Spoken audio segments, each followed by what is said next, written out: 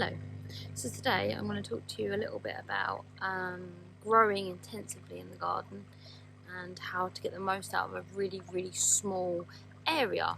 So the first thing we're going to do today is remove any of the vegetables in the garden that are not being very productive.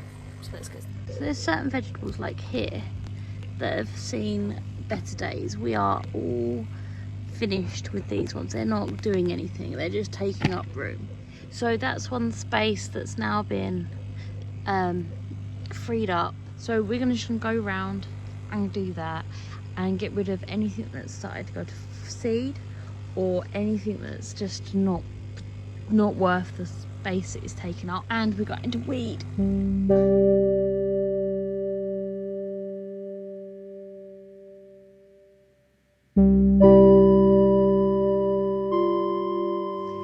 So it's super important to keep this area really kind of clear of weeds and decaying pieces of plant matter, because it attracts slugs. Slugs are like the cleaners of the plant world.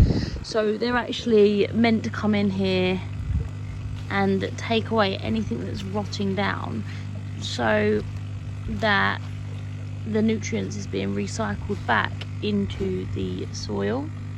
So with that in mind, the less you have, the less weeds and dead material you have around your garden, the less slugs will be coming into your garden and the less likely you are to suffer slug damage.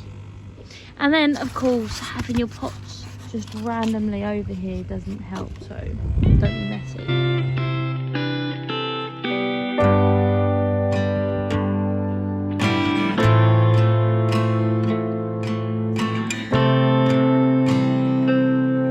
Idea is to always have something to go in. So you probably have seen my garden shed tours. I always ensure that I have something to go in.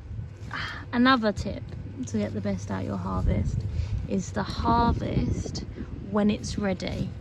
Because when you know, oh, that looks lovely, so does the slugs, the mice, and things like that. So just looking around and making sure that you get the most out of your crop before something else gets the most out of your crop. Another indication that your crop is about ready to be done is it starts snapping off when you pull the beans off.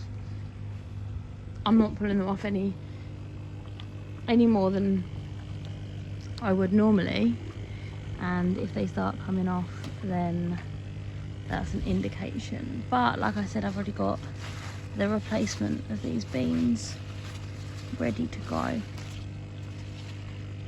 But I did just harvest these, so I'll probably get one or two off of them, but not very many, because I just came through here. Right, that is the exception to the rule. You can see hundreds of beans on there. They're seed saving. Making sure that you check to see your pots are all being productive, because as soon as that's out of commission, something else can go in there. And hardening off plants. So you always want to have a ready stash of hardening off plants to go into. If anything fails in your garden, you have something. So what I'm going to do is go through and plant some cabbages that I have down there, because there's a lot of space over there where I planted some carrots and they haven't taken off. So I'm going to take my, it's a koi cabbage. No, I lie completely. It is broccoli and kohlrabi. So I'm going to take these and I'm going to start planting them. So always having something as a sort of backup is fantastic.